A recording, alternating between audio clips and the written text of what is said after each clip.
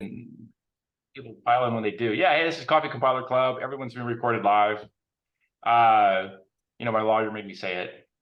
And anything to do with compilers and language runtimes, and that's it. We'll just be done with that. So what else is news?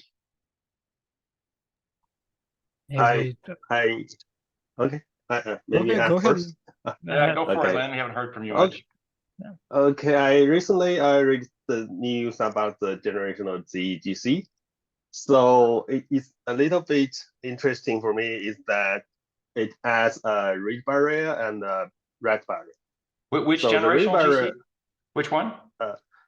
ZGC. ZGC, yeah, okay, yeah. Yeah. So it's the latest new GC. The ZGC already, the non-generational one has introduced the read barrier, but it doesn't have the write barrier. So I see that this one, for at the supporting of the generational, there is both read barrier and the write barrier. Azul was there 10 years ago. Really? Oh yeah. So I'm really interested, how much impact for the throughput by these two kind of both have these kind of barriers. So it's really I think it may be a little bit big impact there, may have big impact there for the application, or is it complicated for compiler to support it? Okay, so the write barrier has been used since forever and a day. Everyone who does a generational collector uses a write barrier. Mm-hmm. The throughput costs on write barriers have gone up and down. The sort of more modern hardware, you want to do a filtered write barrier in case you have a hot popular object and everyone's storing a 0 byte down onto the same cache line over and over, you filter it. Yeah. After you get filtering, write barriers will be a load compare branch and you won't put the 0 down. That's 1 clock on an x86, half to 1 clock. Okay. So it's pretty cheap, and writes are much more rare than reads. The Azul read barrier, which is a second load and a TLB trap if you failed it, costs a few percentage points in throughput because reads are common, but it's down a few percentage because we're using the TLB. And I don't know what ZGC does for a read barrier. That's that can be expensive. I see that the ZGC, the read barrier first check whether you are working in the ZGC, and then it maybe works like the Azul's one, that it check whether the target reference is in the new or is copied. Yeah. Then it's going to get the forward pointer to relocate to that new pointer, and if it is not, and it should be, then the application will do that in the read barrier and then do the copy. And this is very similar to the Azul collector. Yeah, so it goes. ZGC is Oracle's attempt to match the Azul collector. Okay. So the throughput story is mostly, if you do it right, you don't take that slow path very often. Yeah. So on the flip, the collector is busy, should have been busy flipping all the stacks right before it flipped the phase anyhow. So the stacks that haven't been modified are already in the right place. When a stack takes off after the flip, he'll trip over some new pointers he hasn't been copied yet. He'll do them, and you get a storm of these in the beginning, a few hundreds maybe. And then that will account for some count of big microseconds of extra work. And then he'll quit falling. He should quit falling over unmoved ones because the collector should be busy moving them ahead of him as fast as it can. Yes. And once the two are sort of working in different parts of memory, there's no more impact on the mutator other than the read barrier that never trips anymore. So the standard average throughput of the read barrier is whatever that extra cost is for a read. And then the phase flip, you get a bunch of updates that you can't avoid, that you just fall over while the mutator does something that the collector didn't get ahead of. Okay. And then now the throughput cost is whatever you do. And like I said, for Azul, the collector is you load an extra time as a dependent load, and then the TLB trips you or doesn't. And it typically does it after you pass that first storm, and then that's your cost. So there is a cost there. It's not necessarily, you know, like I said, we measured it. I think we got it down in the 3 to 4% range. There are other things you can do that you start getting complicated in the JIT to decide that he doesn't need a read barrier here. They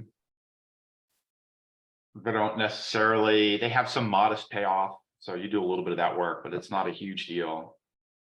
Okay. And then mostly the trick is you have to track all the reads and writes so that you admit the code. You can't skip it. And you get, you know, issues like the register allocator wants to spill and reload you, and do you have to read barrier on the register allocator spill and reloads and things like that. Weird places that you get extra ops in that you didn't expect. But you might know something like this guy's always no, and there's no read barrier on it, or this guy's just allocated in the current method, so it's always young gen. And so I know if I don't pass a safe point, it must be young gen, therefore I don't have to read barrier it, and so on.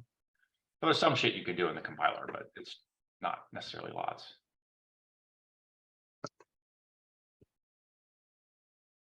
Well, it was good to hear ZGC finally playing catch up there, getting there. And Zoll did live for a couple of years, 1 to 2, with no second generation, because the entirely incremental background copy the world full GC was cheap enough, you know, in terms of being entirely background, that you didn't care anymore. And it was definitely, it was like we went to multi-generations because it was a bandwidth saver. You didn't have to be churning the entire heap all the time. You got to churn, you know, 10% or 1% of the heap. And so it actually, you know, saved you on memory bandwidth and the like, which on Azul hardware was less important, on x86 hardware was more important.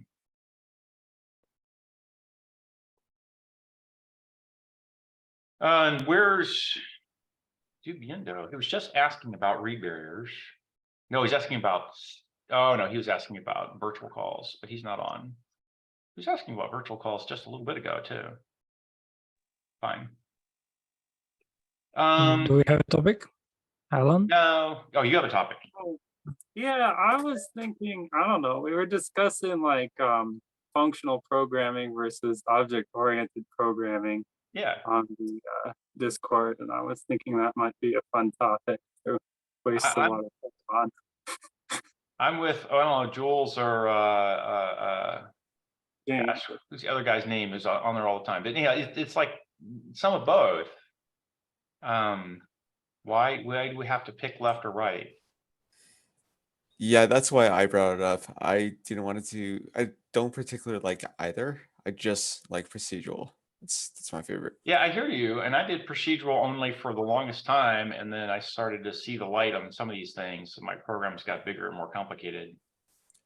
And they're just, you know, things like being able to run a map over a collection as it's a functional thing, and it's very handy to run a function as the thing, and then a map call takes a function and applies it to every element of a collection.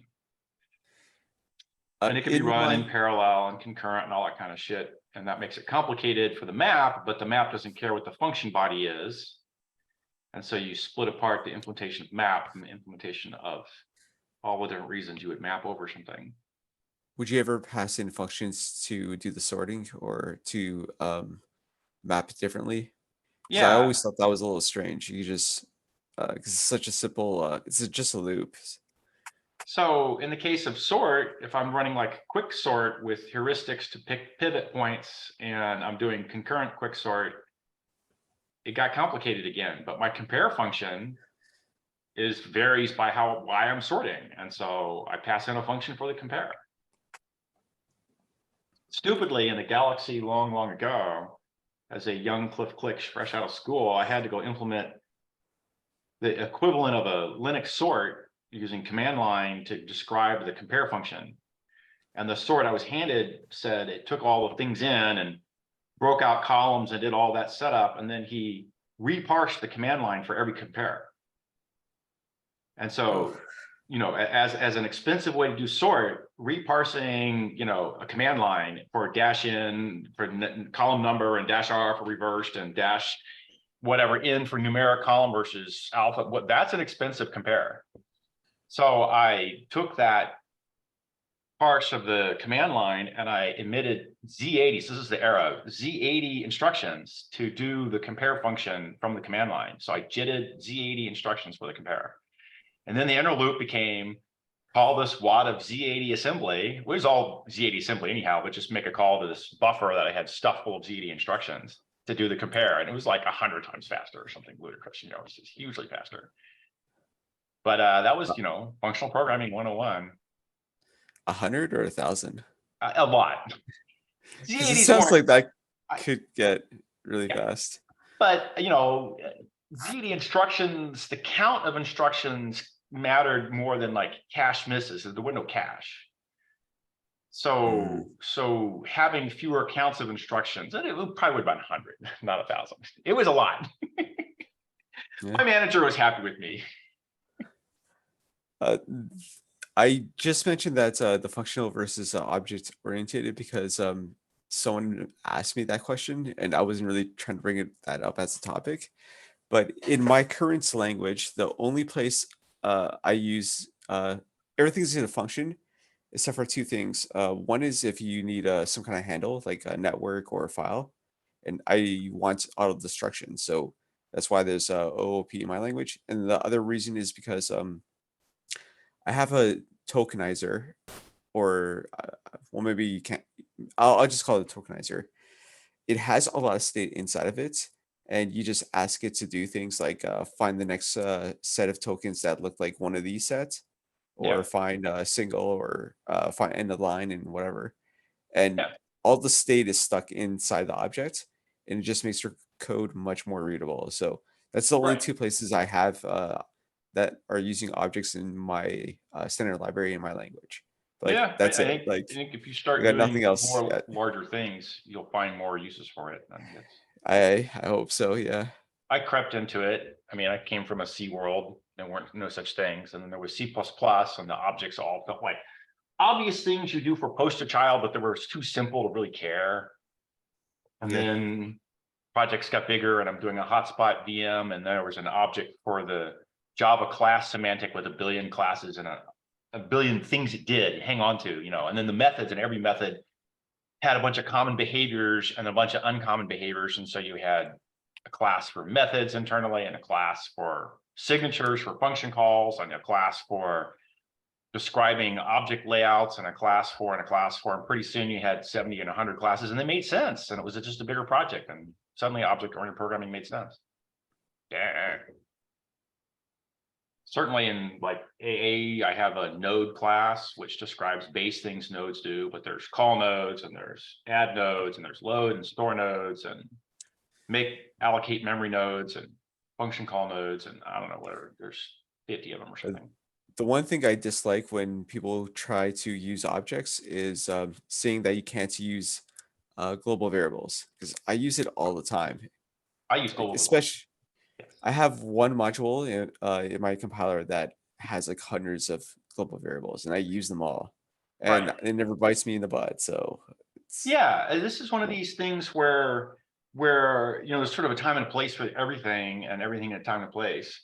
Certainly, if I'm doing a graph walk of my pile of nodes as a large arbitrary cyclic graph, you want to stop at cycles and also stop at repeat visits. You need some sort of visited notation. An easy way is to bring in a bit vector that you just set a visited bit on. Well, that bit vector has to be common to every single guy on the planet, but I don't ever call it concurrently. So I only ever need the one. So I make a global variable. It's based in the node class, but it's essentially global across all node subclasses. And it's just a bit set, and I reset it when I do my start a walk, and when I'm done with the walk. Sometimes I clear it and then test that it's been cleared before I start again if I thought I might have a recursive reentry bug, but usually I just clear it and go. Yeah, come to think of it, I would Just have call to it a have singleton instead of a global variable, and now people don't have to. Okay, fine. It's a name change. I make a lot of singletons. I hate singletons much more. Oh, Yeah, well, it's Java. You can't hardly write. You can't write a global variable. You can only write globals inside a class. Now, is that a singleton and not a global? Who is this? This is like Have you all ever the used game. thread local globals? I don't know if that's available outside of Java. What is? Thread local global variables. I use that all the time. You can use the thread local class to fake it. Yeah. That has a hash table lookup as a cost to get out the thread local. It's not so cheap. I see. The VM internal runtime totally makes thread locals that he gets away with them being much cheaper to access, but he can't expose them to the Java level. Like the Azul collector, the Azul VM has all threads on 2 MB aligned stack boundaries for a bunch of reasons, TLB things. And to get the thread local area, you take your stack pointer, which is always in register, and you mask off the low order bits. Poof, you're at the base of the stack. That's where the globals are, the thread locals are. And then the Java thread local is a local from that. That's how you get the Java thread locals. But also profiling data goes there, and a bunch of random crap goes there. That's an interesting way to get to thread local, like using the stack. Yeah. The limit is your stacks have to be aligned on some boundary and big enough and not too big. So, 2 megs is what we use because it was a size of an x86 TLB, and also it was big enough and generally not too big. Like you can kill yourself if you make a 10,000 stacks at 2 megs a pop, you just burned, 20 gigs or something. If you only have, smaller machines you carried and that blew up on you. So there is a trade-off there, but we had to have a line so we could mask to get the thread ID came out of this too, by the way. So that's your stack pointer. You mask it one way, you shift it another way, and that's your thread ID, which is a unique dense numbering for threads that the VM uses internally. If you don't write to all that space, though, in theory, you burn 2 megs of address space, not necessarily memory. Yeah, if the TLB is not going to use the large TLB, uses small TLB entries, it just burns virtual space. Yeah, and you don't care. It's no physical. Yeah. We were using the large pages typically, and then we got into small pages, and I'm not sure where it ended up in the average case. Like the end of the stack had guard pages. So if you fell off the end, you started throwing, TLB faults, which we caught internally and said, hey, you ran over your stack, and you released the guard pages and you demanded a run forward to a safe point and you do stack overflow and all that kind of shit. But that was done with guard pages that were TLB mapped. Which meant that you didn't have to pay any price for function calls to check for overflow, except if you had very large frames, you had to probe ahead with the large frames. Is there a sort of JIT strategy there available where you could basically dynamically figure out what kind of stacks you're dealing with and then start adjusting the stack sizes? So the C2 JIT typically makes very small stack frames, because he stack colors the same way he register colors. It's all the same register allocator. So after inlining, typically the C2 frames are far smaller than the equivalent stack of interpreter frames. But I'm talking about the you've got a running program in Java, written in Java, and you're JITting that program. Yes. As you're JITting, you can see the stack as it evolves and what stack size you ultimately need. Maybe. I'm just wondering, maybe it's not worth it, but could you actually, do a bunch of running and then eventually say, oh, I only need a 500 kilobyte stack. Right. This program. This goes to the using small pages.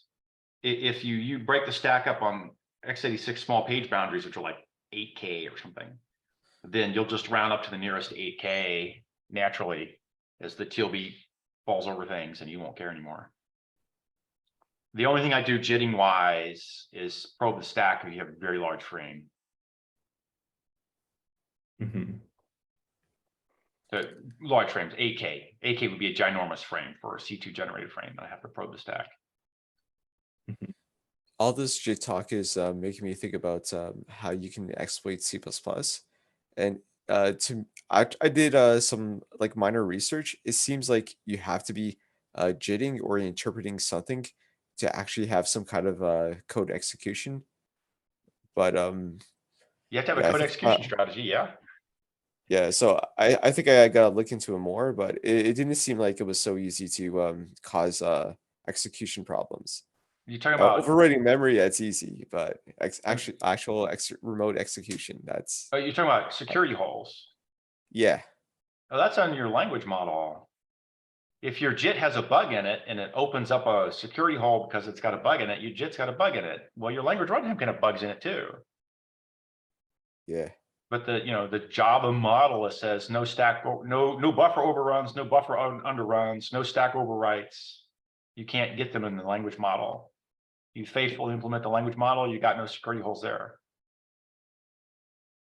You get them elsewhere, usually with foreign function calls, but not from the Java model itself. That was a big selling point for the Java model. We can take bytecodes over the wire and execute them. And JavaScript took that in theory and said our model is you can't break us by taking Java bytecode or JavaScript over the wire.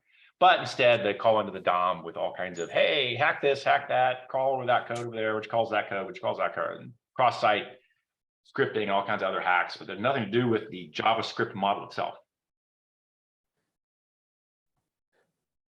Like Bolin, you said, I have stack allocated arrays. If I can also overrun a stack allocated array, then I get stack execution hacks and I can, break your security model and go cheat away on you. And if you demand a range check on your stack objects, then you can. It's fine. I wasn't thinking about this too hard. I was just kind of curious because everyone says, one thing about C++ or C, you got all those security holes, but actually explaining them, like I didn't know how to. So I'll go look up people on stack executed programming or return something programming models and shit. Yeah, the return, they actually fixed that with in GCC and Clang, at least on Linux. By default, it has stack protector on. And what that does is any function that has like a buffer that's on the stack, it has a chance of overwriting the return value. So it calls a function that stores it, and then when it exits, it calls it again. And if the values mismatch, it terminates the program right there. Right. That's on by default. So that was. I think the word you're looking for is oriented, return-oriented programming. Oh, that was it. Yes, that was the word. Right. But the point there is the language model allows you to crush your return stack. So they made a different language model that prevents it at some expense at runtime, because you have to do this double test game, which seems to me like it's a good statistical thing, but also I might be able to cheat on it as well. It just takes another hoop to jump through. And being able to mark some areas of memory data that's not executable, big win. Yeah, right. Well, then I can't JIT, which maybe that's the correct answer. Like the JIT has to be part of your trusted execution model. Like I know very early days, we were trying to get Apple to let us port hotspot to Apple. And they were like, no, you're JITting code. You can't do that. So we don't allow you to generate code. And I talked to somebody else who's doing this. Honeywell, holy crap, Honeywell asked us to port hotspot. We said, we JIT code. And they said, no, you can't do that. It's a security hole. I was like, how do you get loaded code in? Well, we have to load it onto disk, set a bit saying it's executable and read it from disk. I'm like, okay, fuck, we can do that. It's just another stupid hoop to make it slower to generate the code, but we can put the code in the buffer. We do. Write the buffer to disk, set the bit, read it back in from disk, and run it. Okay. Got around your security. Why'd you do this? What was the point? Yeah, it's kind of amazing. It feels like security. Maybe it was the person who ran that now runs a TSA. There you go. Another government agency, sure, why not? Oh, geez. Well, it just says that for every lock there's a key, right? Fine. I'm sure it did make it life harder for people to hack in, but certainly didn't say never. It just said a little harder. Like I have to write to disk, so I have to have permission to write to disk. And see, where's Cameron here to come say, oh, we can deny you permission to write. But of course, you know, programs have to write to disk anyhow on average somewhere. So there becomes a thing there. This is more of a OS than a compiler question, but has anyone ever tried an OS or some kind of security feature that says you can only execute binaries that we have in a whitelist, and that whitelist be something that you collect online, like VLC, popular applications, and so on? Has anyone tried to implement only executing a whitelist? Because that sounds like it will get in a lot of people's ways. I've certainly seen security setups where that was the norm, but they were sort of hardened production systems. Like people would go through and strip out user bin and put in just what they wanted to execute, barely enough for a remote shell for the manager, the box manager to log in and do something. And everything else was just removed. Okay. I don't know. If Yeah, but they that's could always just write a binary and execute it, I think. But well, this would be shit like I'm a trading platform. I take, you know, user requests from your desktop app. I filter them for sanity. I do some other safety risk management things. Then I talk to the exchange with bare packets. And I don't want anyone getting my gateway hacked. So my gateway is pretty fucking locked down. That's And interesting. of course, these things all got there because somebody hacked in on your gateway and put trades on your side of the world that you were responsible for, that you had nothing to say about, and then you got screwed. What? High-speed traders acting dishonorably? Never. Never. I tell you, some of those war stories are so, all right. I shouldn't. I got told. I've never seen. I got told some really crazy, stupid war stories from these guys. Nah. Fine. Nothing to do with compilers. Just all manner of social engineering hacking on the planet. Sometimes with hardware involved, but basically social engineering hacking. The risk of spreading untrue legends. My favorite one of those I heard was Goldman Sachs once rented a server next to a competitor's server and ran it in a tight loop to generate enough heat to down the clocking of the other server because it was overheating. I've heard that. I thought that one was hilarious. I've heard that one. That sounds low tech, but hilarious. Yeah, sure. You knew where your data center pieces were laid out. Like everyone who talks to an exchange is in basically the exchange's data center. And you pay money by the foot of line wire, the nanosecond you are from the exchange computer kind of thing. And that means you're all tight, close buddy neighbors. That means if you knew the layout of the LAN and you knew that you're trading XYZ and somebody else was trading it as well as a common thing, and their box was here, if you could get in the Jason box, yeah, that was exactly the hack. Yeah, and the exchanges now don't tell you where anybody people were is. like, can I upgrade my board? It has to fit in a standard backplane. Okay, yeah, sure. Well, I'm going to have one where I've got the exhaust vent from the heat fan blowing not out the back of the board, but down on the board below. But what if the CPU detects that and pin you only to one core? Well, that's the point. You pin the other guy to his one core, and then you out trade him. He can't get his answers faster than you can. A lot of these stupid things were all about, first wins, second guy loses, can lose pretty big too.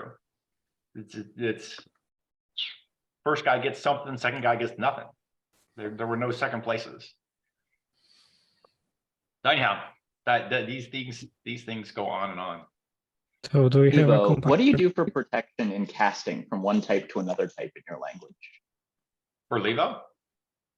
So a lot of the security vulnerabilities I've seen start with type confusion. Yeah. Something got cast that shouldn't have been castable.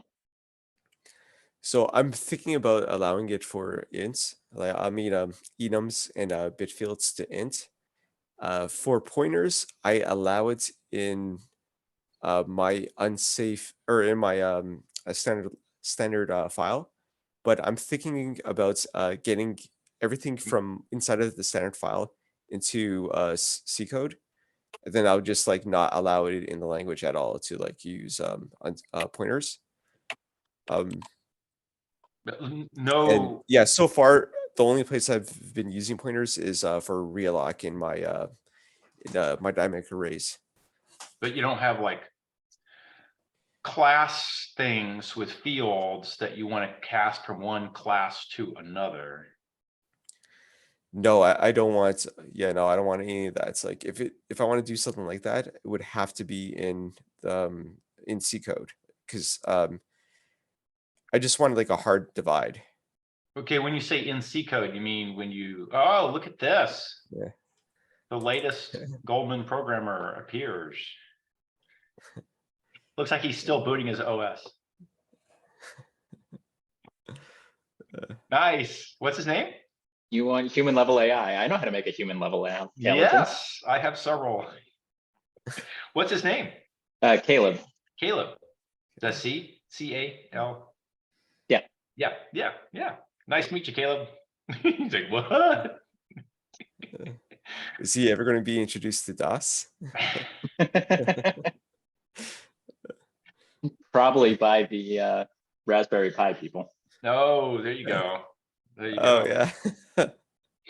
Excellent. What were you talking about? Oh, Cliff, it was no, you. no notion of objects, or no notion of object-oriented programming. No class hierarchy things, right, Levo? Is that correct? Well, it was more like if I want to do anything unsafe, I would want to have it in C code. Okay. Because what I did was at a couple of months ago, I figured out how to do how to call C code and have it inlineable into my own language. So I figure I don't need anything to be unsafe in my own language. So I have certain things just in the C language, and I just call it out. You just call it unsafe, and then the person can cast what they want, because Well, I don't actually have an unsafe keyword. I just say extern C and then define the function. Yeah, and I know your as long as I unsafe got that right, it's going to be an okay call. keyword. And then That's your just unsafe keyword, is extern C. Yeah. But that's a lot of Yeah. folks is unsafe too. Fine. Sounds right to me. Yeah. I think Rust demands you say unsafe. Java does too. You can do FFIs from Java, but it's a lot more griefy overhead. It's obnoxious. So the easier answer is to call unsafe, but that's all you have to do. Yeah. Actually, last week I was asking how to make certain. I forget my exact words, but what I wanted to do was be able to generate some code. So when I handle my switch statements, I could just not have to write everything out by hand in my source code. What I ended up doing was I went half and half. I would write out a function call in my source code, and then I did all the logic in C. So in my switch case, in my switch statements, I pass in two pointers, a size, and a good value, and then what I would do is in my switch statement, it calls the C code, and then that will do the short circuit on the length of a string to see if it matches, and if it does a memory compare, and then it sets the value. So instead of writing those three things out in code, which would have been a pain in the butt. When you say write out in code, you mean write out in x86 assembly? No. I would have to write out I have to write out in source code how to do. Source code being the output is C code. No, in my compiler, I have it was more like write out the IR. Gotcha. So instead of it saying this pointer is to the first variable, and then I have to do an equal sign, and then I have to take the results and then do an if statements, because there's no short circuit IR. Everything is just lowered down to an if statements. So I would have to I have to write out the if statements and then do all these things. But instead, I just call the C function now, and it just does that. And then when you want to do an optimized build, it gets inlined. Right, yeah. Yeah. I recognize let the C compiler inline. Yeah, it shortened my source code by amount. it was a nice one. In the land of C2, we had a bunch of toolboxes of ways to emit internal C2 IR from a sort of a high level perspective that you could fit together to do things like if then else branches and like expansions of various intrinsics would turn into have a bunch of guarding tests that you'd have to replicate code for everywhere. And so you turn them into a toolbox. You could just say, call this one function to implement this following pile of IR and pass in these parameters to fill in the slots in the IR of what you're testing where, as a way to make it come out. We couldn't back down to a C compiler, so we had to spit out the IR itself, but you turn into a toolbox to make it easy to generate complex. I saw you do that too, Derek. You have your expansions for some of your, I don't remember what, your multiply, your various matrix multiply parts. You had a bunch of expansions that look like toolbox generated. What's the source language of before you generate? I'm coming from bytecode. Oh, you're talking about Derek's? To Cliff, because you're saying that you're generating from us from something. I'm generating from Java bytecode? bytecodes for C2. Oh, So I get to skip a lot of the parsing steps, or my parsing's trivial. I'm parsing bytecodes, but it's trivial. It's completely. There's some stupid issues you have to handle, like forward jumps to an unknown offsets. You don't know what's going to be there and shit like that, but it's all trivial parsing. Cliff may be the only person I know that when you say a high level language, the first thing he thinks of is Java bytecode. There you go. It's a high level language. yeah. You bet. I mean, it's got a GC under it. It's pretty high level. That's right. That's right. In one bytecode, you can invoke a GC cycle. Dun, dun, dun. I don't know. I claim AA is pretty high level. It's short syntax, but that doesn't mean it's slow. It's pretty high level, and I'm parsing it directly. See, I'm not looking forward to intrinsics, but I don't even think I need intrinsics. Like I could just do C calls for. That's your intrinsics is C calls. That's how, because the way you've implemented with back, that's a lot of folks back onto C compilers exactly because that's their intrinsics. You betcha. I'm not sure what I'm doing with threads yet. I have a general idea, but the threads was the thing that made me worried about. Yeah, like threads are one of the places where people like to innovate in languages that you don't get a lot of help from a C compiler. Whereas if you just want to read and write the disk, C compiler forwards it to the OS calls, just like everyone does it. It's like a no-brainer. So yes, you back out to C for doing OS calls, for malloc and free, for a bunch of things. But if you want to do threading, you kind of start rolling your own, or a lot of folks start rolling their own. I mean, forget write a file, like draw a pixel to the screen. Yeah, draw a pixel to the screen. DirectX is not your friend. Yes, you want to. Oh wait, say that again. What? The DirectX is DirectX. really complicated API. Like you're usually better off calling some C library that knows how to draw a pixel to the screen than trying to draw. I'm about to say I missed it. Yes, direct. Yeah. Generate the drawing instructions. Yeah. SDL is one of my favorite APIs to draw to screen. STL? Yeah, simple direct SDL. media layer. Oh, SDL. What's that acronym expand to? A simple direct media layer. Oh, SDL. Ah, gotcha. I heard STL. I was like, I know you're C guys. Your template library doesn't draw the screen. Wait, what? Yeah. Fine. Clearly, the right answer is to I don't know call what tickled SDL DK. All right, let me go look up STL. Isn't the template language Turing complete? So it makes sense that you could put a graphics library in. Yeah. I heard that the third version might get shaders, but I don't really know that much about graphics. Oh, simple direct media layer. Yes, it's a great API. I did simple draw library. I got a bunch of simple drawings of libraries. Yeah. It's not what I was looking for. If you want to see a hello world, I'll send you one, but it's such a nice API. So Cliff, what is your plan to draw a pixel to the screen with Actually, you should AI? probably go in the chat. I don't know, in the doc here. Was it? I'm going to assume Aaron was talking to me, but yeah. Well, I don't think so- Derek draws pixels to the screen. I do, but not through my compiler. Yeah, it looks like a good excuse for a library connection, but a bad place to do things in the library. Yeah. Actually, I think I misheard the question. Aaron, did you mean to ask me if I'm drawing to the screen? Yeah, if or where I'm my writing plan in is? your language and I would like to draw a box on the screen, how do you recommend people do that? Okay. Well, I had a proof of concept that you would just give it some C code and it would build an AST tree using Clang and then parse it and then spit out an API. I stopped working on it because I didn't feel like dealing with unions. So this is for SDL event, but my thought was I was gonna implement a wrapper and use that script that I wrote to generate the majority of the functions and data types or the structs.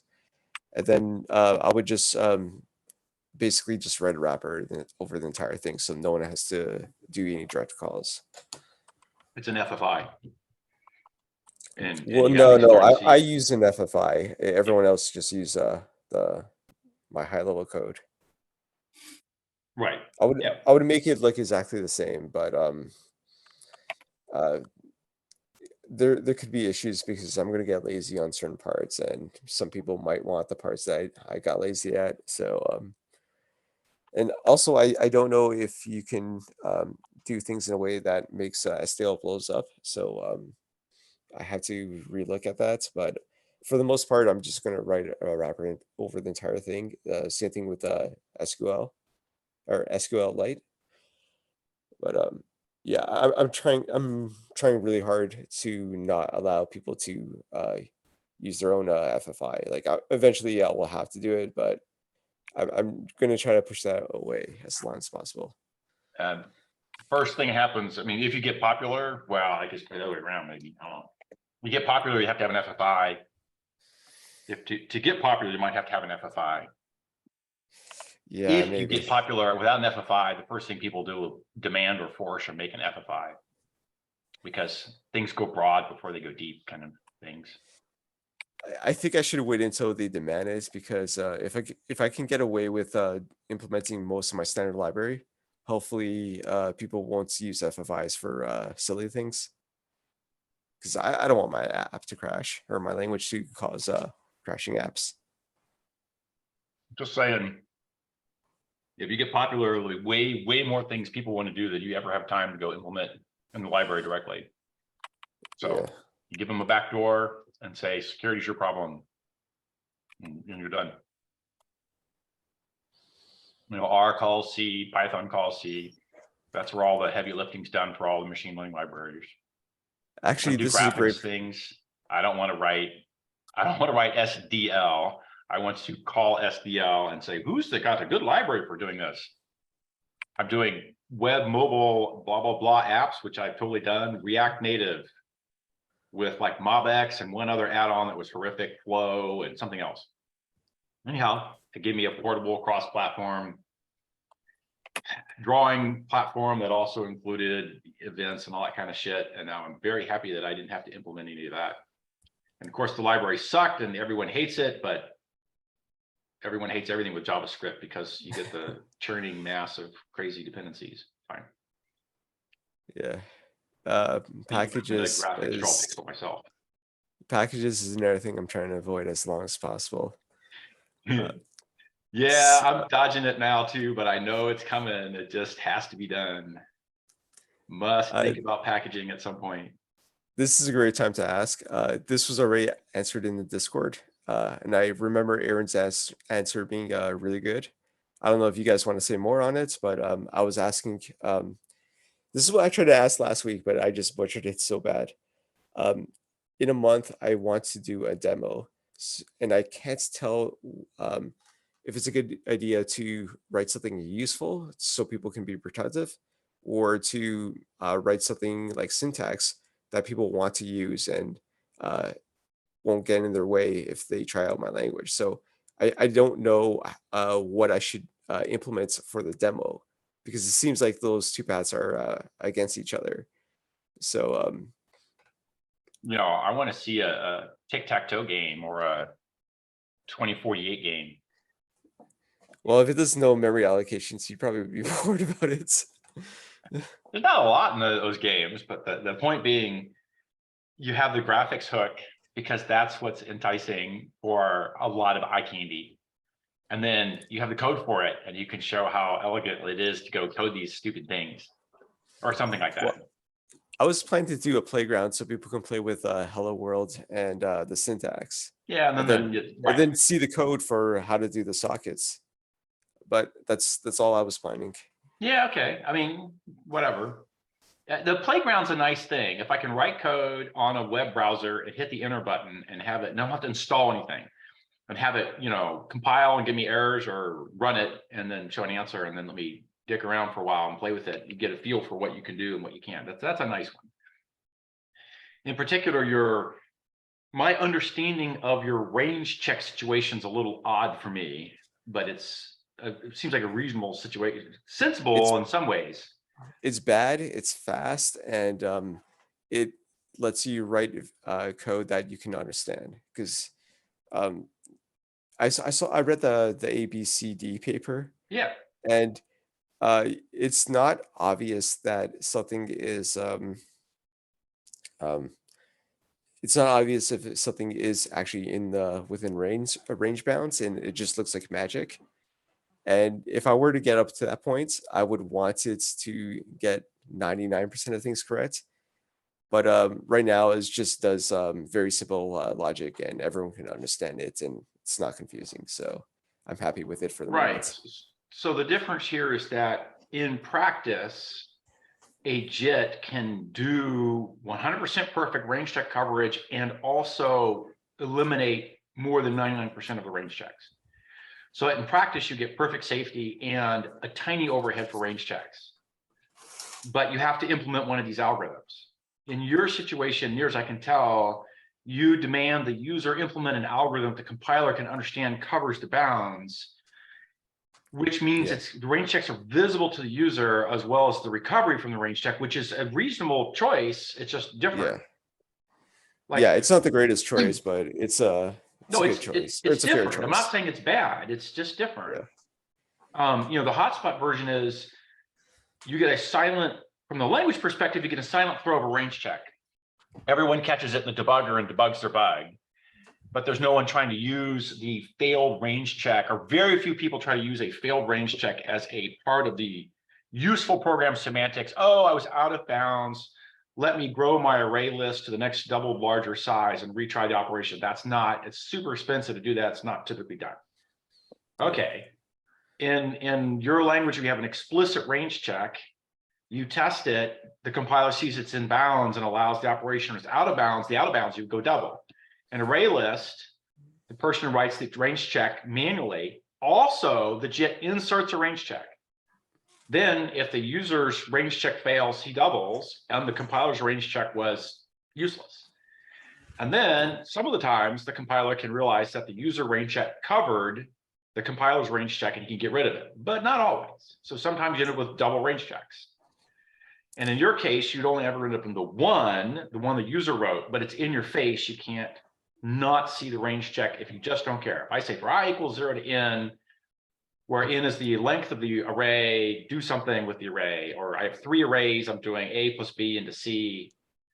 I equals the length of 0 to a dot length, a sub I equals b sub I plus c sub I.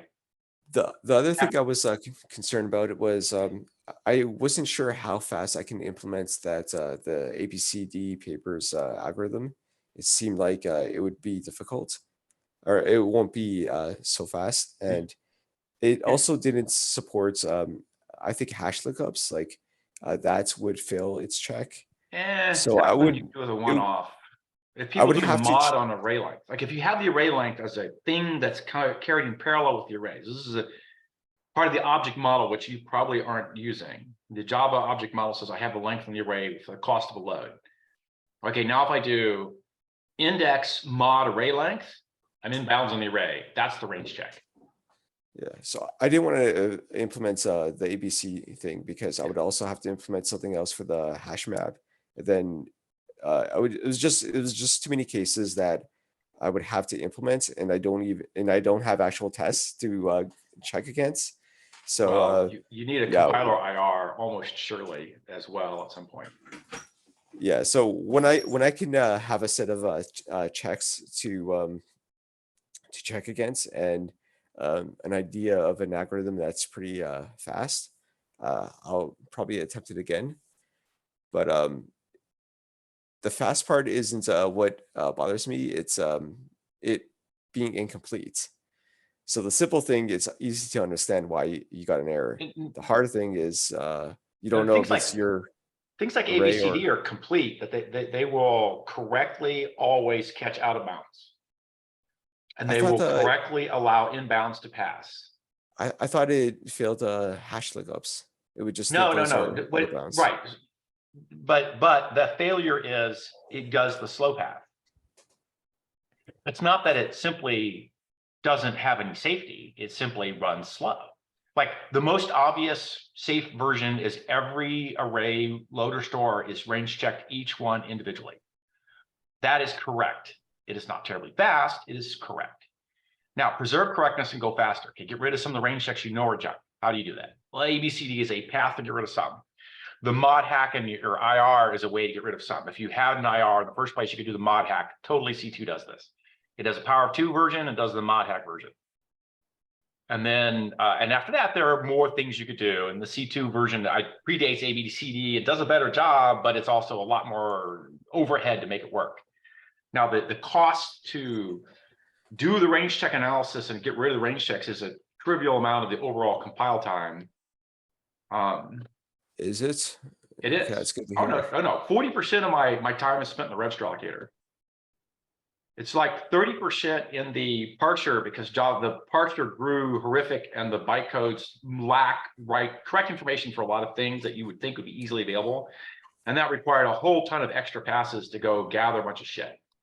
And like 10% is in the loop ops and 10% is in the general core optimizer. 40% is the range checks. Is the register allocator.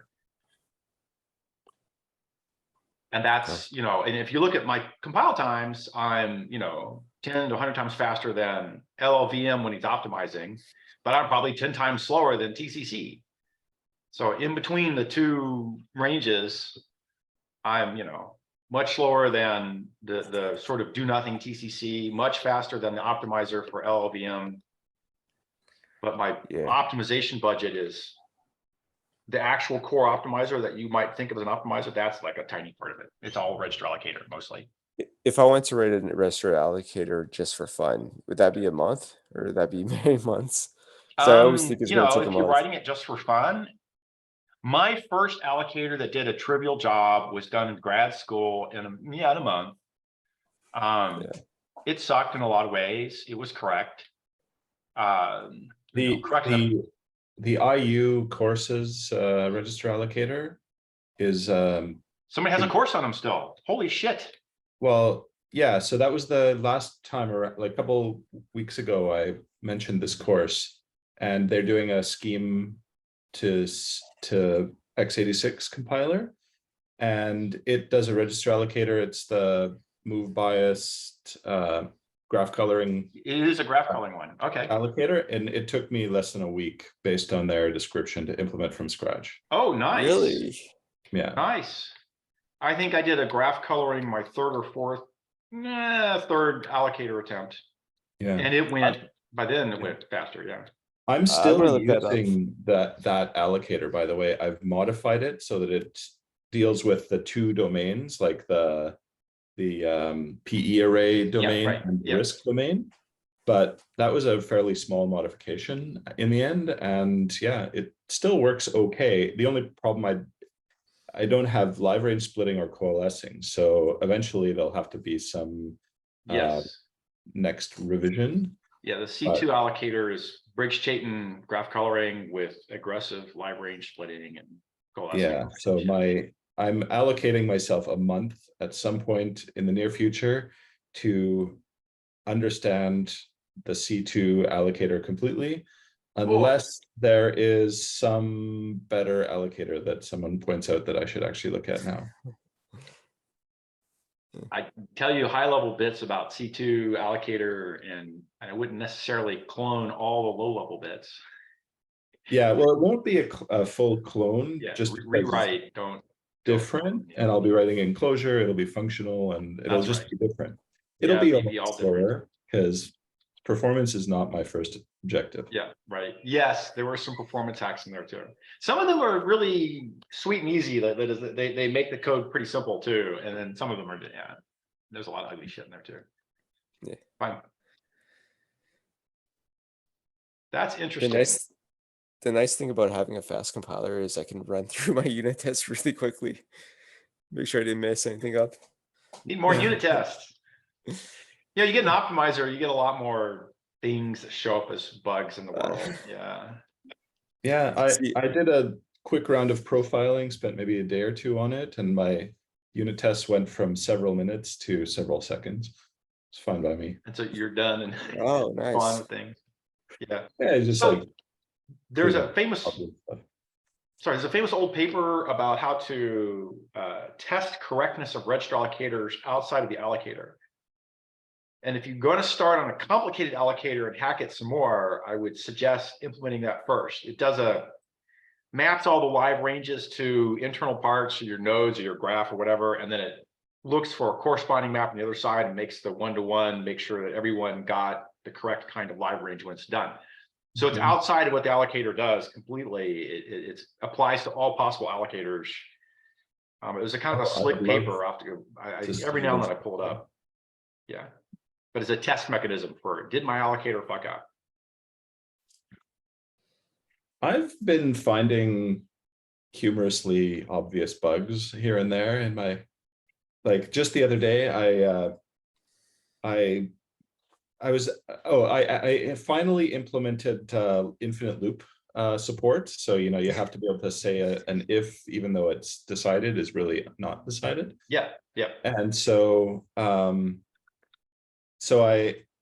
actually had some cool ideas around that. I'd be interested to show you, but one of the things that came up while I was messing with that is that my, I had like a little piece of logic that if I do if some var, it says if that var has to be an int, it says if that var equals 0, and then it has to flip the branches because it starts testing for false. And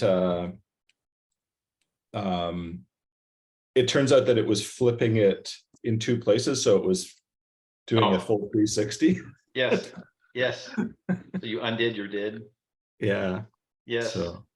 The C2 has a branch flavor called the never branch, which I believe inherits from the normal if. Yeah. And replaces the conditional with a fakey thing, and then he throws his profile data in, but he refuses to allow optimizations. So you can't get rid of the never branch. And what I changed mine. I kept the if. I created a node called undecided, which returns 0 or 1. And I just kept the if, and I wrapped the thing that I was looking at in undecided. Yes. And then the nice thing is that after all the optimization is done, then I can just unwrap the undecided, and it compiles the same, and I get you know, I still get the it seems to work fine. Yeah, I did the code generation for never branch was to put an unconditional non-branch in, but yeah, the hook kept the code alive from the compiler's point of view, and that was the whole point. Yeah. Yep. Yeah. So it always branches, but then the jump to the other thing is right there afterwards, so that everything seems to be happy with the passes and whatnot. Right. Well, yes. You're faking yourself out, and it's working fine. Exactly. I was very pleased with it. This is a thing that everyone who writes an optimizing compiler has to deal with, and everyone who never has written an optimizing compiler doesn't even know exists. Yeah. That's Y'all- me a few y'all been seconds ago. Yeah, just like if the optimizer gets rid of the halt node of my program, then the program is now invalid. Yes, yes. There's an assert for C2 for that case as well. Somewhere in there, I proved false is equal to true, and then constant folded everything away, and your program is now empty. Yeah. Oops, something happened. And usually those are a bitch to debug because what broke was not obvious. But after you've deleted half the program and you're still munching more away, you know you're broken. But somewhere between 0 munched and everything munched, the bug happened. It reminds me of the time when you leave some computation running for 12 hours and then it says the answer is Nan. And you're like, okay, something went wrong somewhere. That was helpful. Yup. Saw a lot of those in H2O land.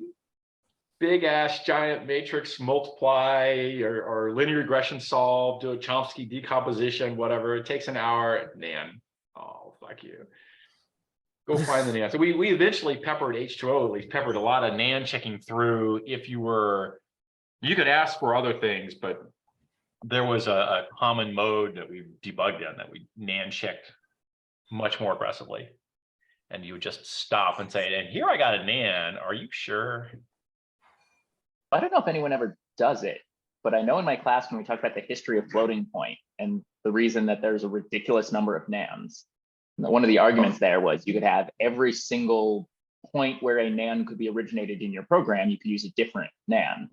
And then when you got a Nan out, you would at least know where that Nan came from. Right. But I don't think anyone has ever done that. I'd heard that theory as well. I never, H2O, we didn't do that. We did definitely do Nan checks aggressively under certain modes, but not like, why propagate it from some hidden internal place when the compare is actually really cheap? Just throw the fucking compare in and jump to halt in the debugger, crash me now, as opposed to drag on with the Nan. I guess if Nan Just sort of assert not Nanned in a bunch of places. Yeah, right. Yeah, exactly. That but that might have been the way, in the 1970s, Professor Khan's like fighting for Nans and floating points of scrambled best, and everyone's got their different formats and people can't bit reduce shit and whatever. So some people are screaming for these Nans because the if test was expensive, but the Nan propagation was done in hardware was cheap. And then, fast forward 40 years, 30 years, whatever later, and the if test is cheap and the Nan propagation is just kind of obnoxious. So why not if test? You stop it much easier and you stop it in the debugger.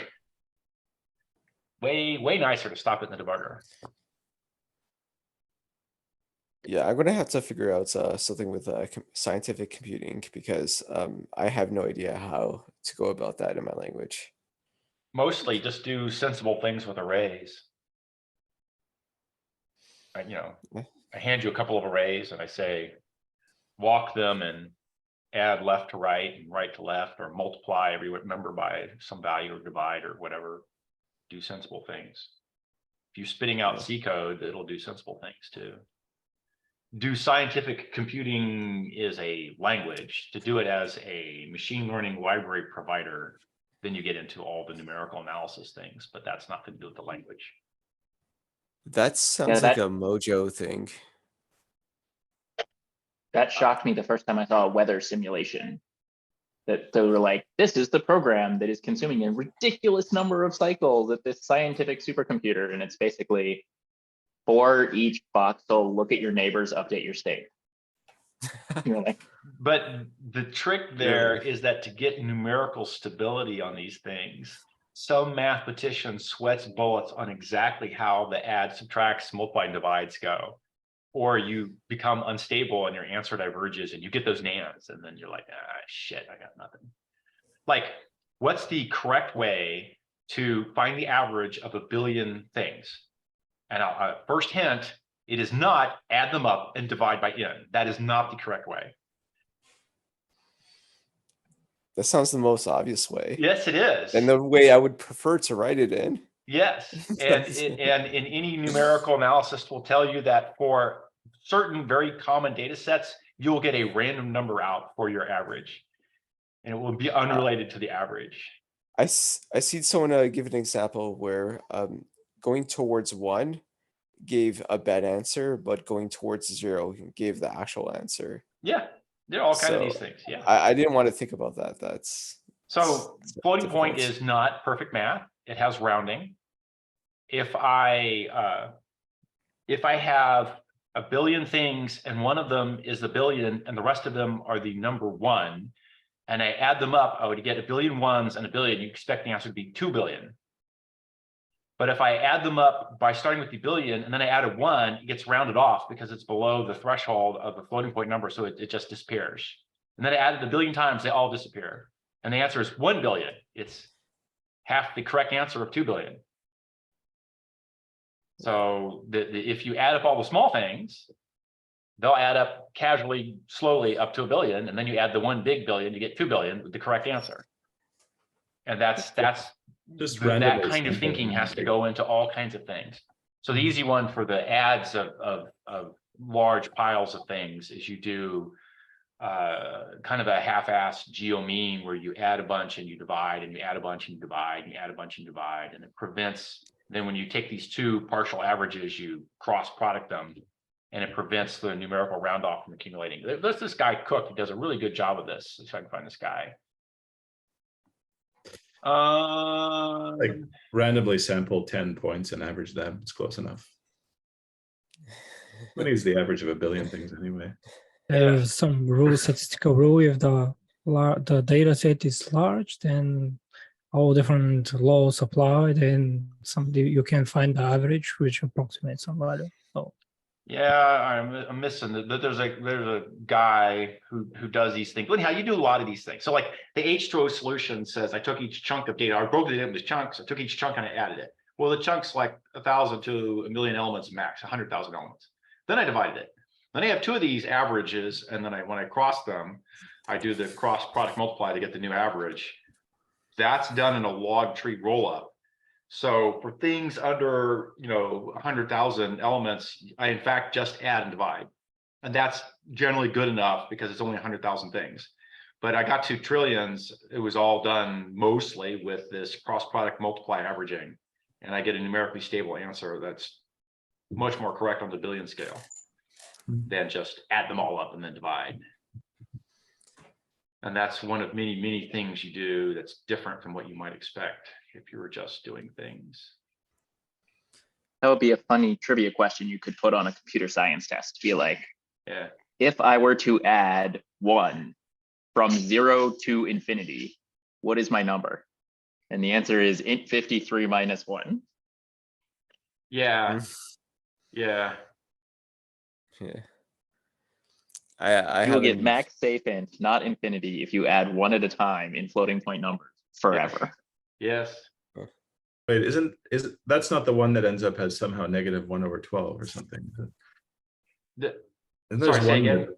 There's some infinite sequence that it's like, it seems like it would be growing forever, and then what's the answer? It's -1/12. It's like, There's a lot of those. If your sequence includes adds and subtracts, and there's not, and they on average balance out, but they're always changing as they go. It's hard to understand, but because on average they balance out, you basically get a random number back. It can be anything, however you want to set the series up to add up to.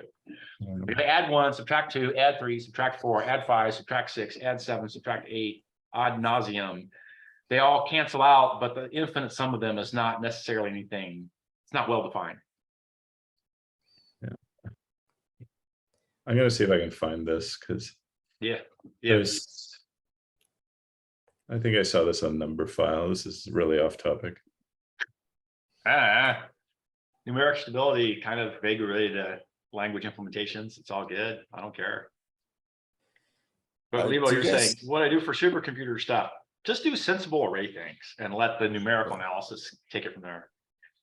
See, Python is popular for that, and that kind of surprised me. And Python controls large numerical simulations and then hands all the dirty work off to C. Yeah, and then Mojo is trying to fix that or to improve the speeds on that. I was just wondering, is readability a problem that needs to be solved in programming languages? Because everyone just uses Python, and I don't know if Python is considered, because I know people like it for dynamic languages, but if you want to write your whole project in it, it doesn't seem to be a good idea. So I don't know if Mojo fixes that though. I mean, there are many people who say that Python is readable and the most beautiful language on the planet or whatever. I mean, they obviously don't have anything to back it up, but just in terms of aesthetics, you know, I think it's hard to argue that Python is not aesthetically pleasing or readable or whatever. So if they're using Python for the syntax, that's why there are so many C libraries that Python uses. You're just using for the syntax. Wait, I would claim the different here. That you're writing Python because you like the syntax. There are many C libraries because Python is slow. Yeah, that's what I said. You write Python for the syntax and use C for the speed. And C for the speed, yeah. And one of the issues there is that you can use Python to get rid of the complicated surrounding control logic to make your life a lot easier to understand. And the C gets handed a very straightforward problem to solve. Do this matrix multiply, or whatever, linear regression, logistic regressions, a lot of these that Bolin can't, but you give the C guy a much simpler job. Now, I think the success of Python did show warnings about the dangers of verbosity. That I knew a lot of professors who switched their course from Java to Python because it fit better on a whiteboard or a slide. Oh, excellent. Oh, yeah. There you go. And that meant that people graduated school more familiar with Python, which meant when they got to their jobs, they would reach for Python. I don't know when, like, the Python's been around a long time. I guess Java has too. Like, would they start roughly the same time period? I think Python is actually older. I think Python is like early 90s and Java is 1995. I believe yeah, okay. It's I was in Sun in 97 and Hotspot came out in like 98 or 99. So, and Python had to be predated. Yeah. Okay. So your options were C or Python. Python certainly a whole lot easier for young starting students to write in because it was a dynamically typed safe language. I wonder if my language is too verbose to a Python person. You know, if there's this set of people who Python at all costs or only Python, and it doesn't matter what your language is. You're not Python, you're not, go away. If you want the verbosity test, bring the Python. And then there are folks who are a little more flexible, but they recognize trade-offs. And one of them is, you know, whatever reason, evolution. Python's got ML libraries out the wazoo. So does R, although R is the most lecherous language on the planet. Yeah, apparently, I read a while ago about the rationale for MIT switching from the scheme to Python, because they used to teach structure interpretation of computer programs, which is pretty famous for being an excellent textbook. And they switched to Python, but apparently they said, well, most programmers don't really need to do that low-level stuff. Most people are just assembling things together using like sort of scripting things together. And so Python is more appropriate. And that was their decision. I believe that was the sort of high level. There's lots. I hope that's not the way the world goes. Yeah. Find out if, right, everyone's just going to gather together parts that were made in the 70s and 80s. I mean, that's where I remember the hotspot, right? Everyone just piles on. Together, right? Symbols what hotspot did. I'm like, come on, there has to be another hotspot like thing in the world. It can't just be the one. It's just like suck. Yeah. Fine. I found the sequence thing. So I was right. So you just add up all positive integers and the answer is -1/12. Don't ask me how that works. And so Well, a lot of these answer it in the chat.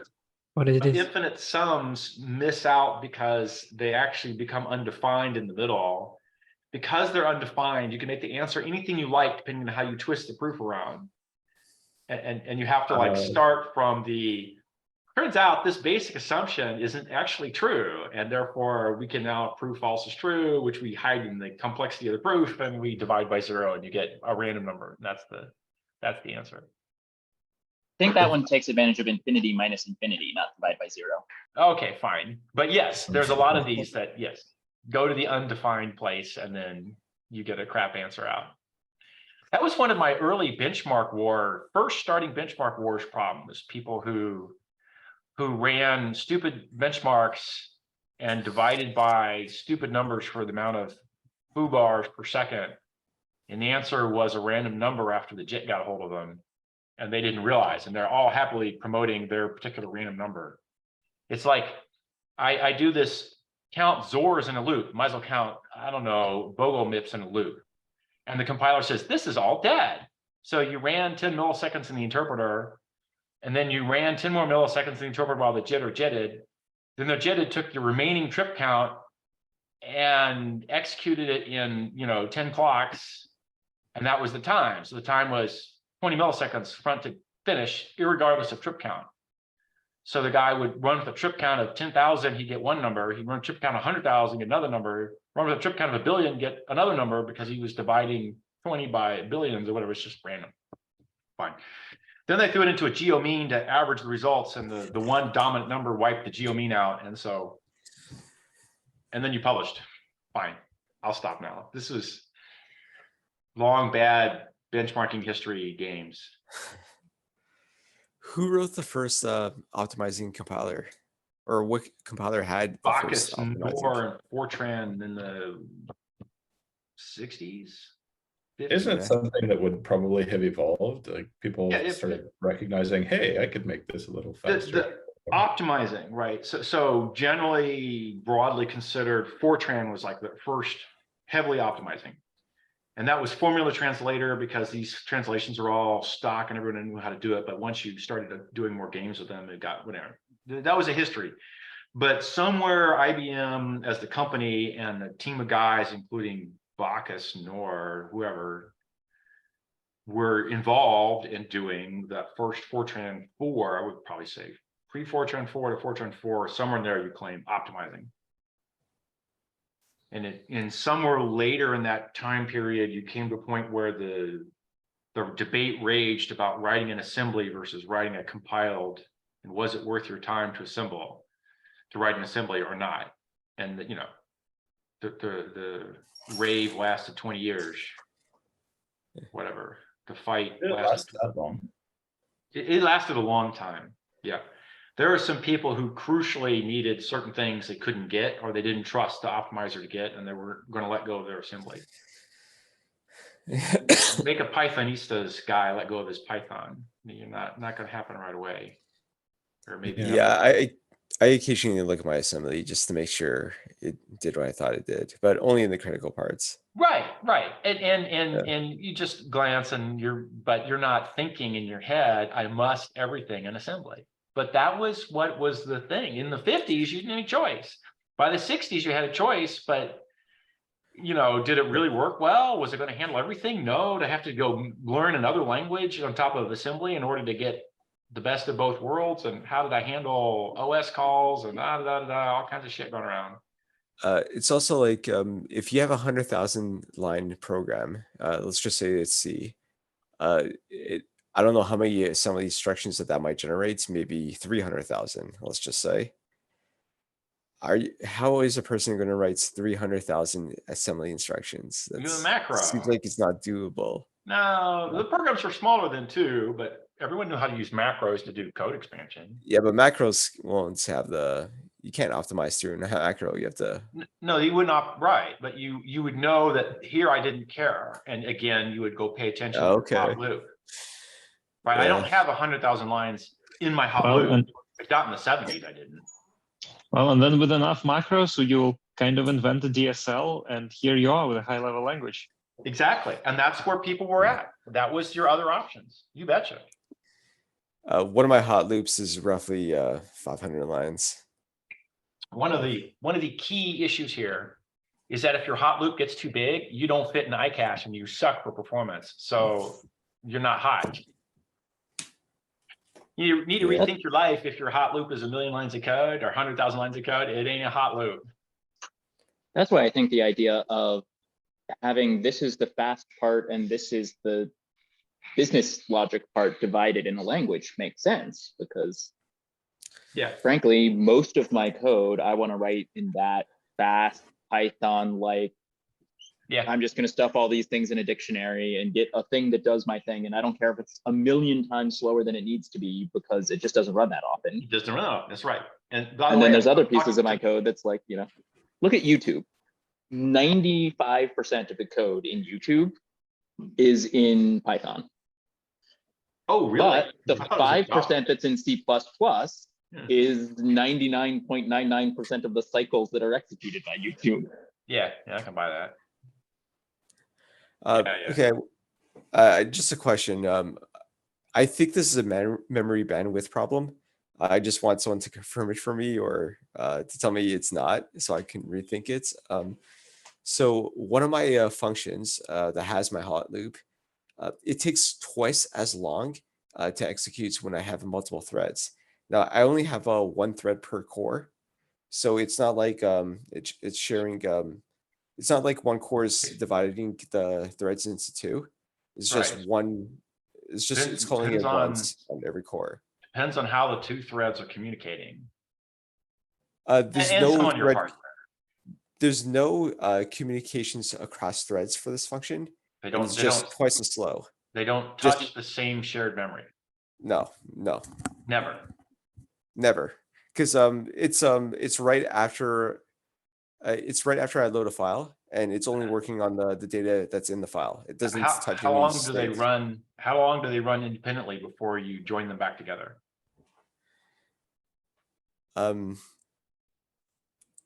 Probably okay. Wait. I think in total it was like around 300 or 400 milliseconds, but that's across 6 threads, across a couple items. It's probably like 50 to 100 Milliseconds. You Yeah. gotta throw your units in here because I don't know what your units are at. Yeah, I think it's roughly about 50 milliseconds, but Okay. it goes twice as slow if I have another thread on a different core. So I thought And that you're might have counting the been a time to memory. fork and join.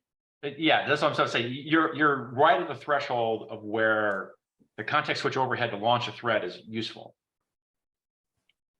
If the No, thread is I hot, start. I don't time my program at that point. I time my program right before I enter the function and stop right after. yeah. So it's only that one function that takes twice as long, and I just didn't know why.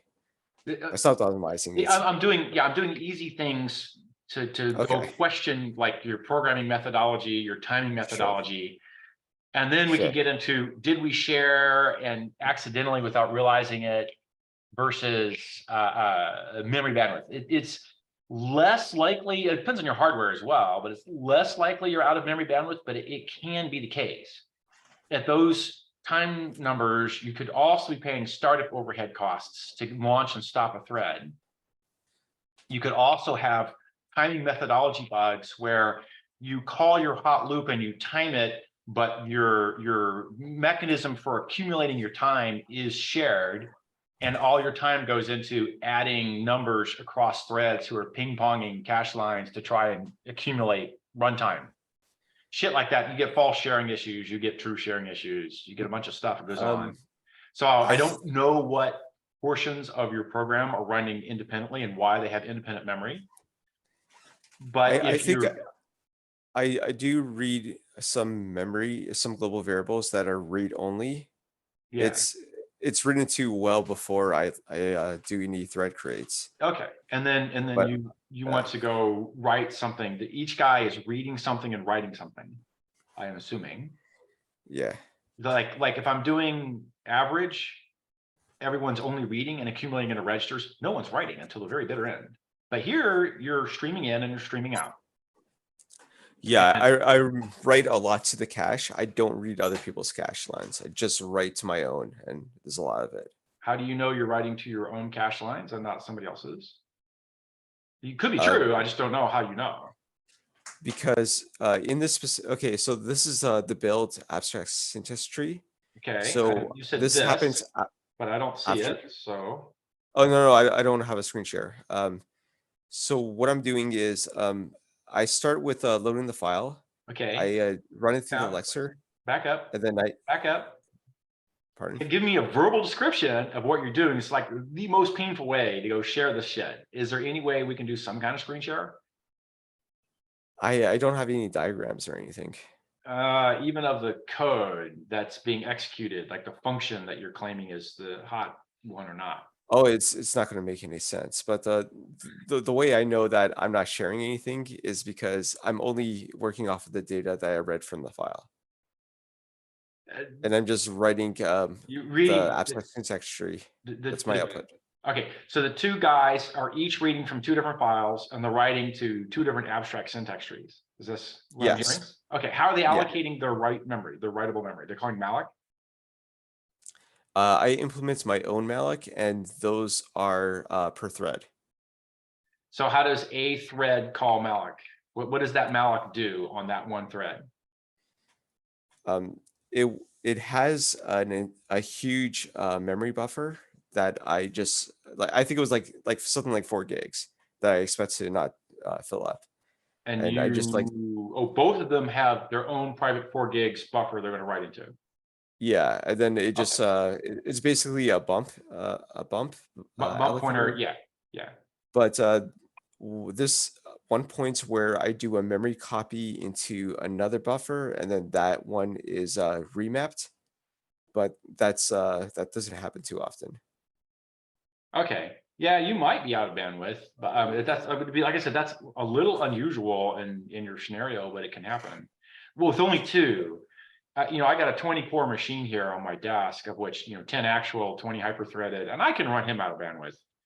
You got a standard laptop with 4 cores, you might have trouble running him out of bandwidth. You got 8 cores, you might. Can happen. Yeah.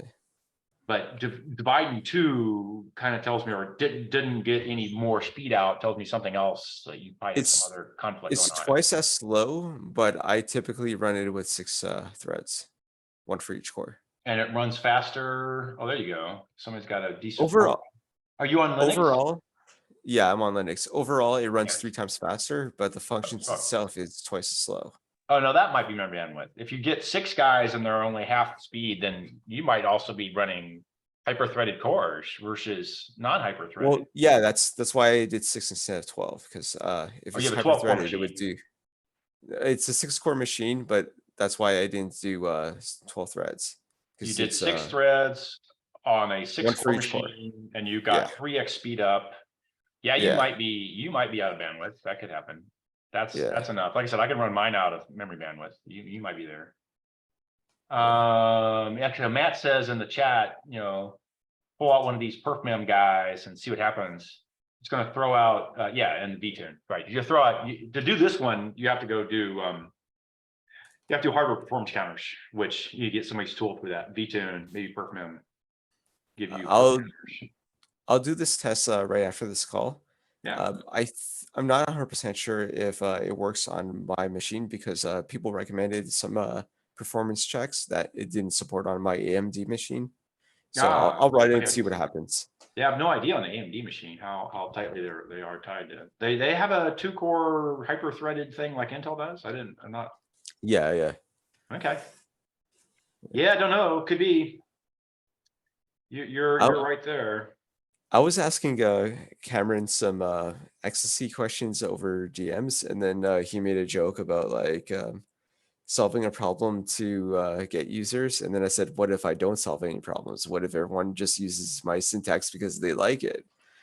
Well, then you're solving a problem. They didn't like the alternatives, and that's a problem solved already. So maybe that should be my focus for my demo next month. I should just focus on the. The problem there, of course, is that what you like for syntax and what a Pythonista likes for syntax might be different things. And changing what somebody likes about a syntax, that's a hard problem. I still don't know what you guys don't like. I know there's complaints about on break, which I changed.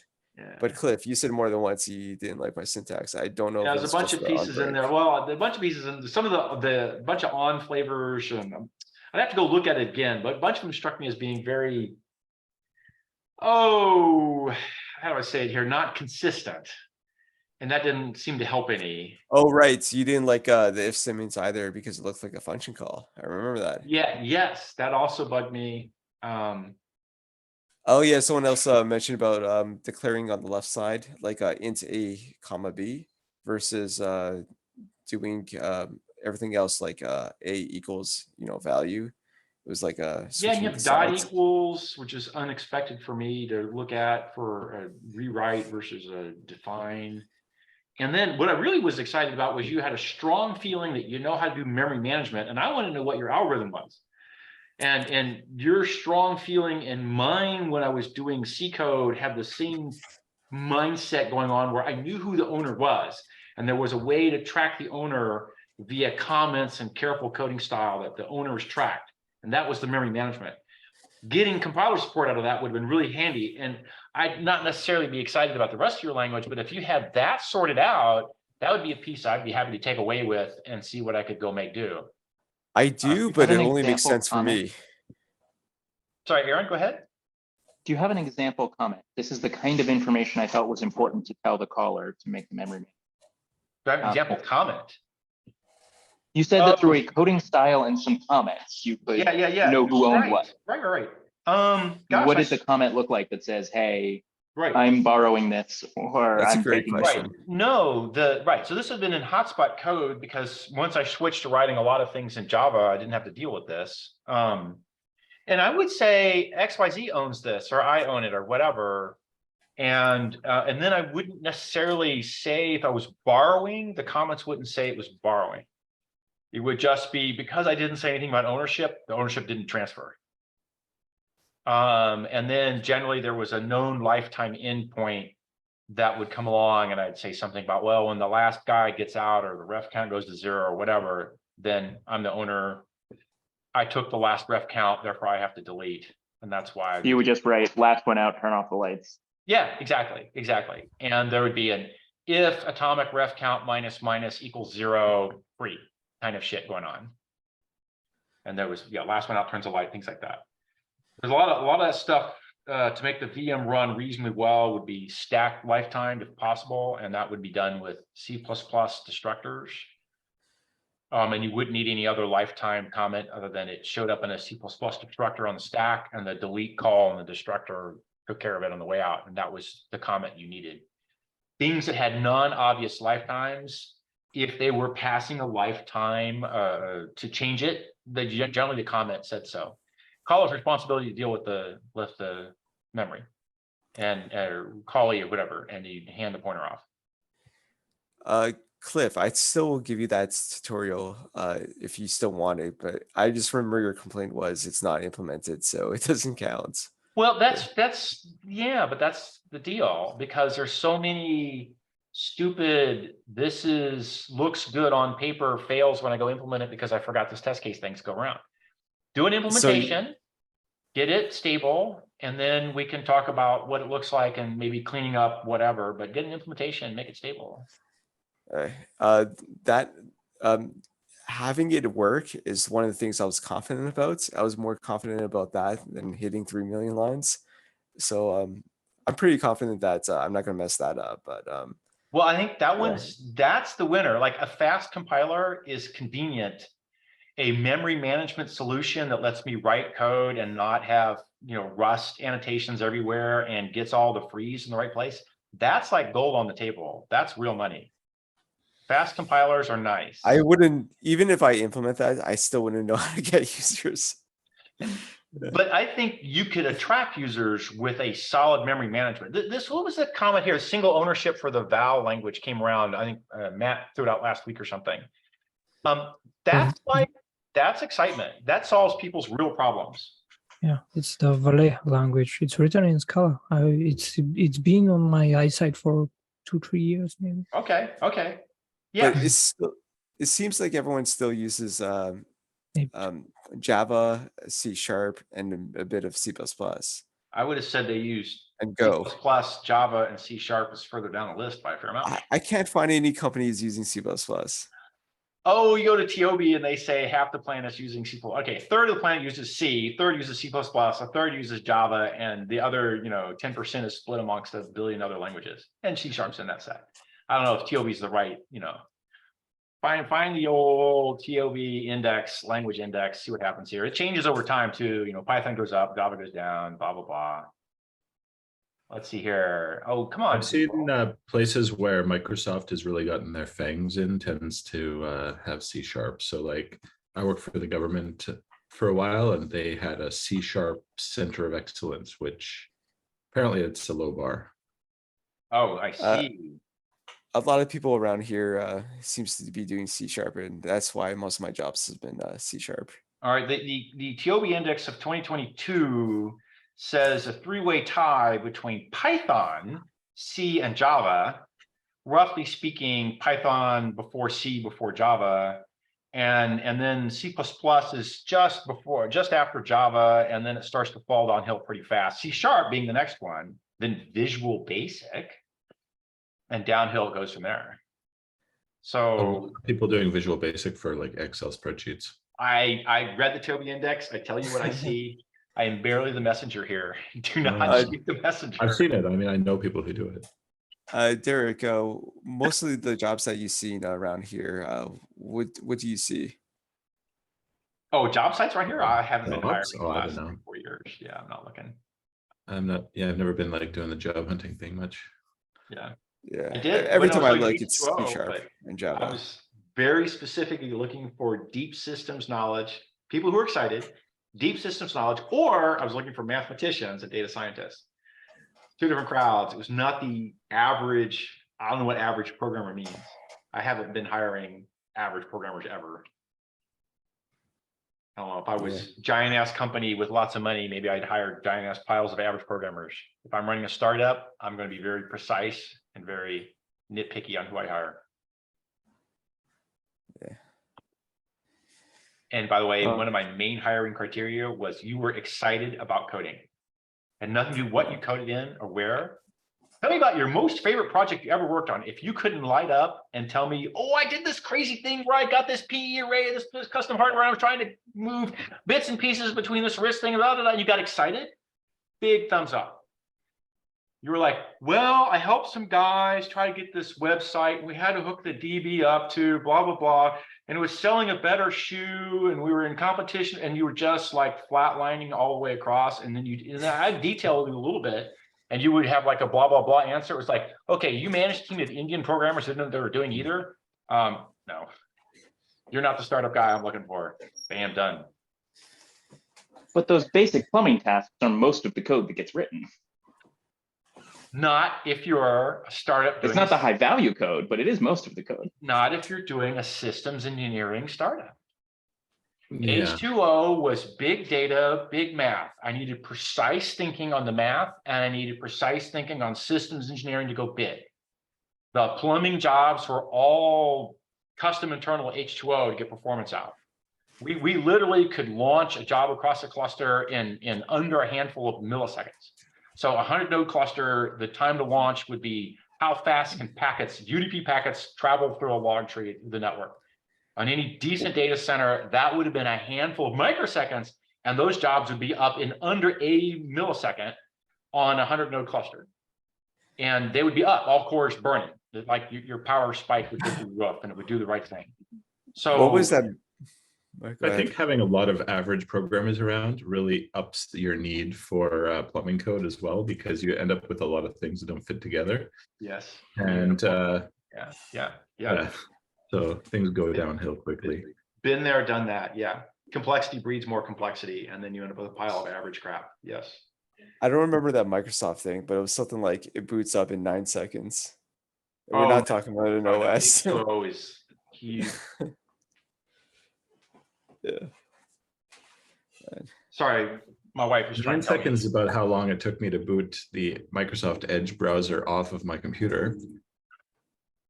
Wait, you boot it off, like get rid of it. Yeah, because because it was so invasive and it put in so much crap. I was like, it was actually a bit of work to get that thing off there, but I only put it in because I was like, oh, I really want to try out this Bing like chat bot. Oh, I see. And then it forced you to use Edge. I was like, this seems bad. I'll try it. Oh my god. Yes. I've gotten my delete the Microsoft upgrade crap pattern down. Now, whenever I roll a new PC, a new version of whatever, I have to go to this website that talks about, and here's your PowerShell script to delete the junk. And, you know, you kill 90% and then you gradually add 1 or 2 things back. And it takes like 2 or 3 hours to all told before I'm done. It just pain in the neck. Then I turn on Dropbox and it sucks down everything I actually want off of my Dropbox account. And, you know, I get my Emacs and I get my programming environment, I get all my programming tools and a lot of code things, and I get Coffee Club set up and all that. That comes off of Dropbox. I tried Windows recently. I can't use it anymore. It's just, and same thing with Mac, but yeah, I have a different problem with Mac, and maybe it's better now, but yeah. I'm basically a Linux sausage now because the other 2 guys are worse. I like my gaming, so I'm on a PC. I get games work. That's good. The Mac issue was forever and a day.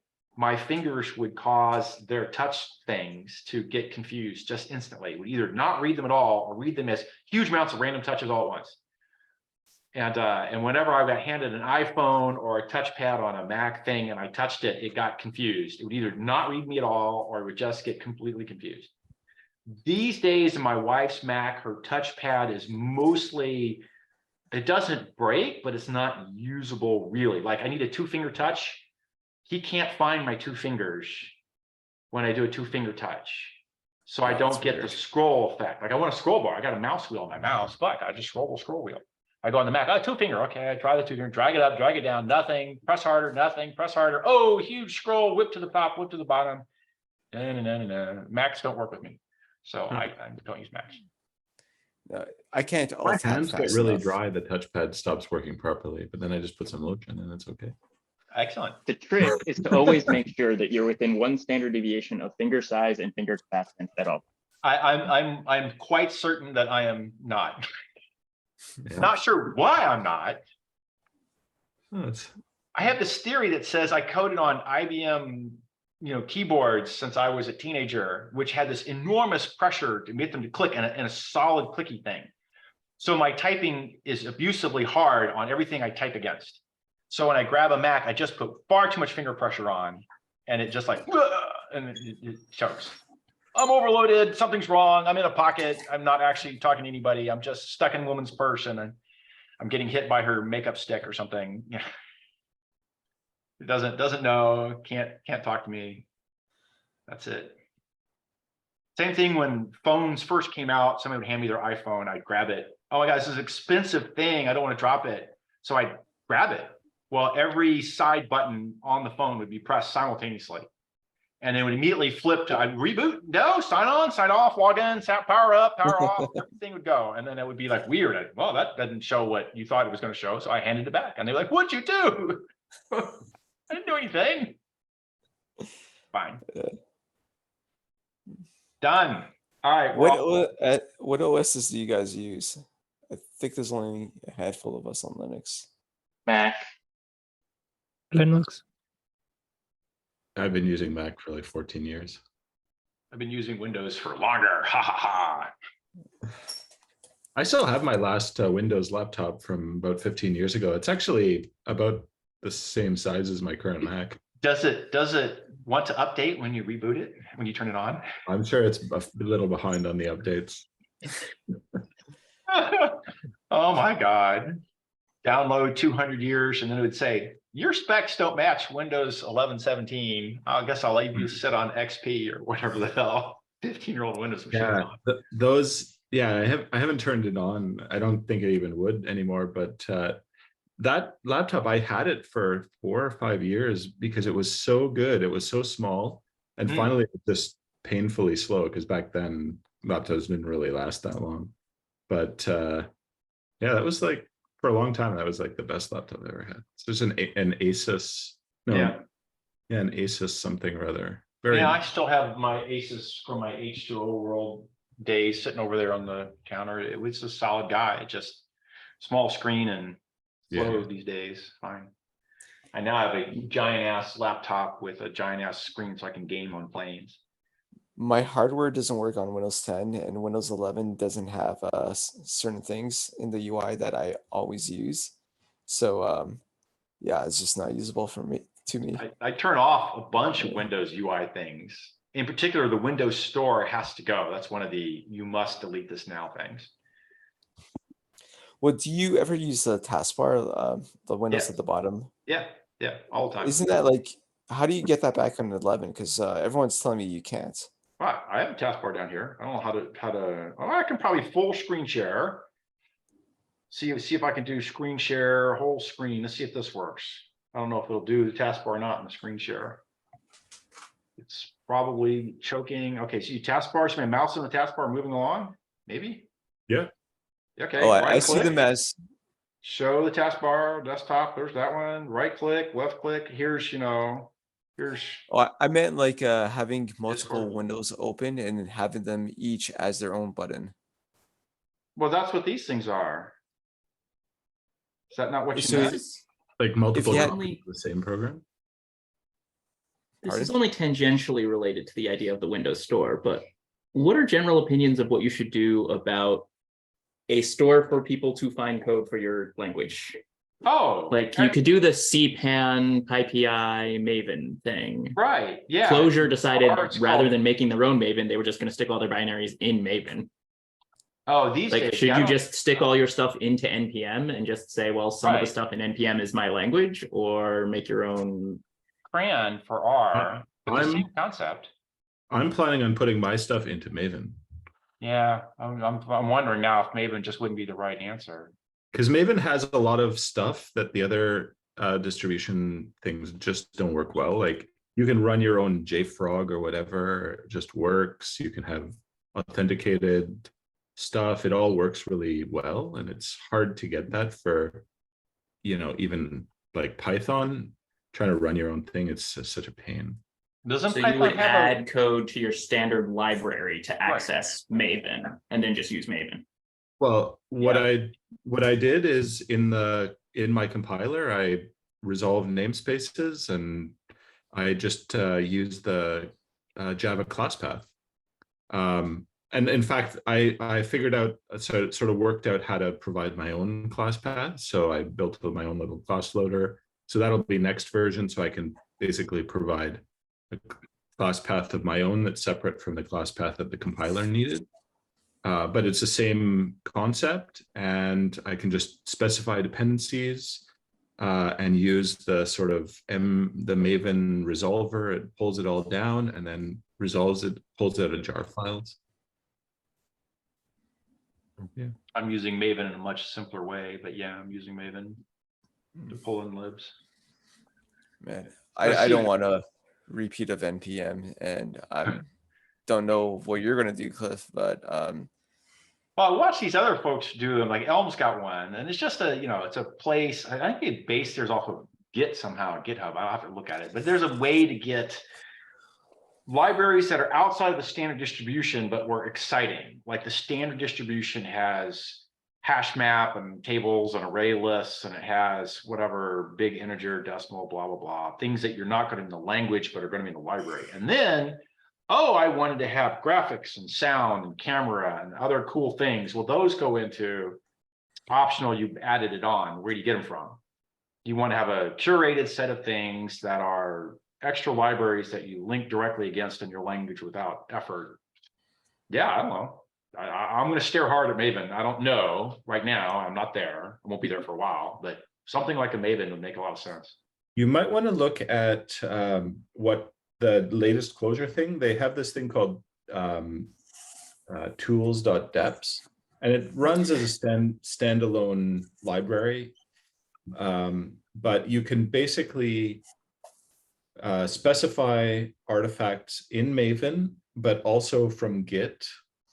And it does all the resolution regardless of where you get it from. So you can use Git, and you give the Git URL and the like the full commit SHA, and you can specify exclusions and all the stuff that you need. I can show you like my compiler. I have a fair bit of stuff here, and I have kind of use all the features. So I'll share my screen. Like here Elm has package.elmlang.org as their version of a external site here. for Yeah. having. So Oh, this I have- one. I have to increase your font. Oh, okay, I can. So this one has, so here I'm doing some Maven dependencies. I then lost your here- mouse. Highlight. So bold. yeah, here I'm doing Maven There it is. dependency. Yes. Okay. Right. And then here I'm doing a Git dependency. But then the nice thing is that I have, it supports these aliases. So for instance, I have one for myself. And so I have sort of append dependencies and it'll replace them. And here I can actually have local dependencies. So I can have development versions pulled in, and it all resolves all that stuff. And then it all builds up the correct class path. And so then, you know, just using the sort of simple class loader resolution or resource resolution from a class loader, you find everything that's in all of these things.